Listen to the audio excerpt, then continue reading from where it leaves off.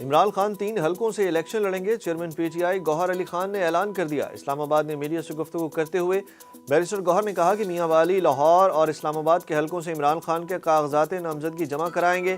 Nawaz Sharif umpire کے ساتھ مل کر کھیلتے ہیں، اس دفعہ ہمارے امیدواروں کو میدان میں ہی اترنے نہیں دیا جا رہا، ہمارے لوگوں سے کاغذات نامزدگی چھینے جا رہے ہیں۔ اڈیالہ جیل میں شاہ محمود قریشی کے سیکریٹری سے ان کے کاغذات نامزدگی چھینے گئے۔ انہوں نے مزید کہا کہ بانی پی ٹی آئی سے کل کاغذات نامزدگی پر دستخط کرائیں گے، مجھے آج جیل میں سادہ کاغذ لے جانے کی اجازت نہیں دی گئی۔ ٹکٹوں سے متعلق بانی پی ٹی آئی سے مشاورت چل رہی ہے، اس میں مزید وقت لگ سکتا ہے۔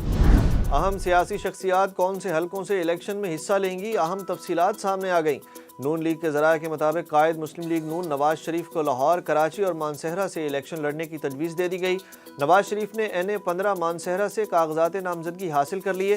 سابق وزیر اعظم شہباز شریف نے کراچی سے الیکشن لڑنے کا فیصلہ کر لیا۔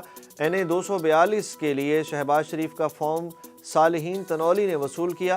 مریم نواز لاہور میں اپنی مرحومہ والدہ کے حلقے سے قومی اسمبلی کی سیٹ پر اور کراچی کے حلقے سے امیدوار ہوں گی۔ مریم نواز کو 11 قومی اسمبلی حلقوں سے الیکشن لڑنے کی بھی تجویز دی گئی ہے، جبکہ سابق وزیر داخلہ چودھری نثار علی خان آزاد حیثیت سے اپنے آبائی انتخابی حلقے NA-53 سے انتخابی میدان میں اتریں گے۔ سابق صدر آصف زرداری اور سابق وزیر اعظم یوسف رضا گیلانی کے کاغذات نامزدگی وصول کر لیے گئے۔ سابق صدر آصف زرداری کے لیے انتخابی فارم نواب شاہ میں NA-270، جبکہ ملتان کے حلقہ NA-148 سے سابق وزیر اعظم اور پیپلز پارٹی کے رہنما یوسف رضا گیلانی نے کاغذات نامزدگی حاصل کر لیے۔ لودرا میں IPP کے پیٹرن ان چیف جہانگیر ترین کی لیگل ٹیم نے ان کی صاحبزادی مہر خان ترین کے قومی اسمبلی کے حلقہ NA-155 اور صوبائی اسمبلی کے حلقہ PP-227 سے کاغذات نامزدگی وصول کیے۔ عوامی مسلم لیگ کے سربراہ شیخ رشید اور شیخ راشد شفیق نے NA-56 اور NA-57 سے کاغذات نامزدگی جمع کرا دیے۔ 9 مئی کیس میں راولپنڈی پولیس نے PTI کے 63 رہنماؤں کے وارنٹ حاصل کر لیے۔ پولیس نے تمام ریٹرننگ افسران کو ان ملزمان کا کاغذات نامزدگی مسترد کرانے اور گرفتاری کے لیے خط لکھنے کا فیصلہ کیا ہے۔ ATC میں وارنٹ حاصل کرنے کی درخواست مقدمے کے تفتیشی آفیسر انسپیکٹر سید ناظم حسین نے دی۔ درخواست میں پولیس نے زرتاج گل وزیر، عمر ایوب، میاں فاروق حبیب، حماد اظہر، زلفی بخاری، زین قریشی، عثمان ڈار اور دیگر رہنماؤں کے نام شامل کیے۔ درخواست کو منظور کرتے ہوئے عدالت کے جج اعجاز آصف نے تحریک انصاف قائدین کے وارنٹ گرفتاری جاری کر دیے۔ ان میں 6 سابق MNA، 7 سابق MPA اور 5 سابق وزراء بھی شامل ہیں۔ عام انتخابات کے لیے الیکشن کمیشن کا تمام سیاسی جماعتوں کو لیول پلینگ فیلڈ دینے کا حکم۔ نظریہ پاکستان اور سالمیت پر کوئی بات نہیں کر سکتا، الیکشن کمیشن کی جانب سے سیاسی جماعتوں کے لیے ضابطہ اخلاق جاری۔ ضابطہ اخلاق میں کہا گیا کہ پولنگ ایجنٹ چاہے تو پریزائڈنگ افسر کی سیل پر اپنی سیل لگا سکتا ہے۔ سیاسی جماعتیں ان کے ایجنٹ قانون نافذ کرنے والے اداروں سے تعاون کریں گے۔ سیاسی جماعتیں خواتین کی کم از کم 5% نمائندگی کو یقینی بنائیں۔ سرکاری ملازم کسی صورت سیاسی جماعت کی حمایت نہیں کر سکتے۔ ممبران سینٹ اور بلدیاتی نمائندے انتخابی مہم میں حصہ لے سکیں گے۔ آئین کے آرٹیکل 62 اور 63 پر پورا نہ اترنے والے الیکشن لڑنے کے اہل نہیں ہیں۔ صوبائی الیکشن کمشنر پنجاب سعید گل کی لاہور میں میڈیا سے گفتگو۔ سعید گل نے کہا کہ عام انتخابات کے لیے IG پنجاب نے ممکنہ سیکیورٹی فراہم کرنے کی یقین دہانی کرائی ہے۔ الیکشن کے لیے پولیس کے ساتھ قانون نافذ کرنے والے اداروں سے بھی مدد دی جائے گی۔ تمام امیدواروں کے ساتھ ایک جیسا برتاؤ کیا جائے گا، کسی امیدوار کے ساتھ ناانصافی نہیں ہوگی۔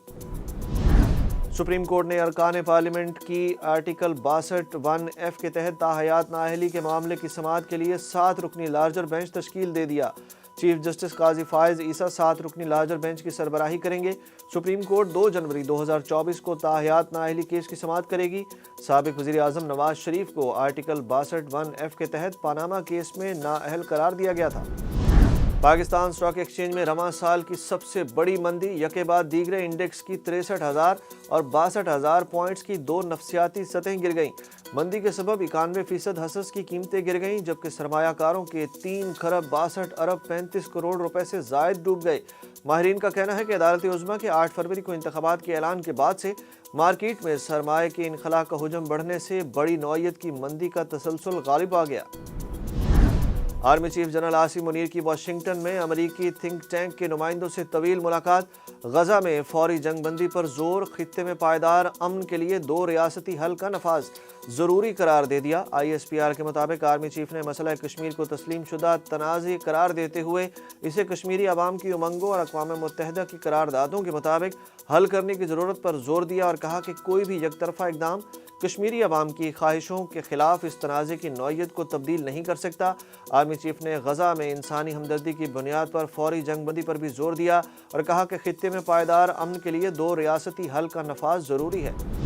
ہمارے ارد گرد والے چاند پر پہنچ گئے، ہم زمین سے نہیں اٹھ رہے۔ نواز شریف کا لاہور میں مسلم لیگ نون کے پارلیمانی بورڈ کے اجلاس سے خطاب۔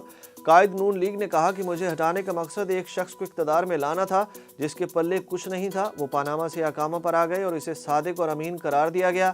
جسٹس شوکت صدیقی نے انکشاف کیا تھا کہ انہیں کہا گیا کہ نواز شریف اور مریم نواز کو ضمانت نہیں دینی، انہیں باہر نہیں نکالنا، انہیں جیل میں رکھنا ہے ورنہ ہماری 2 سال کی محنت ضائع ہو جائے گی۔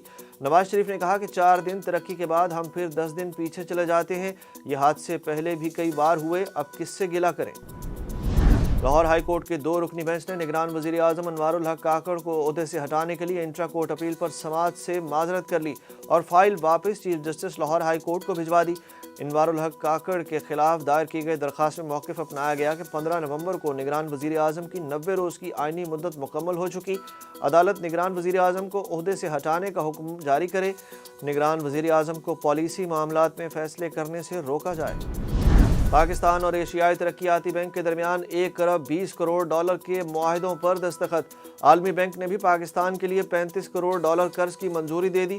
ایشیائی ترقیاتی بینک کے حکام نے پاکستان کے ساتھ معاہدوں کی تصدیق کر دی، جبکہ عالمی بینک کے مطابق پاکستان کے لیے قرض کی منظوری رائز 2 پروگرام کے تحت دی گئی۔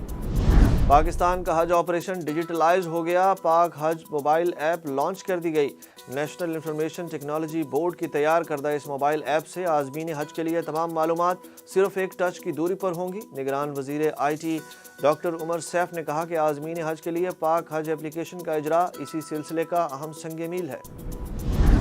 پاکستان کے سابق کپتان Babar Azam ICC one day players ranking میں پھر سے پہلے نمبر پر آ گئے۔ رینکنگ کے مطابق شبمن گل دوسرے نمبر جبکہ وراٹ کوہلی اور روہت شرما بالترتیب تیسرے اور چوتھے نمبر پر ہیں۔ T20 بیٹرز کی رینکنگ میں بھارت کے سوریہ کمار یادو پہلے، پاکستان کے محمد رضوان دوسرے اور جنوبی افریقہ کے ایڈن مارکم تیسرے اور بابر اعظم چوتھے نمبر پر موجود۔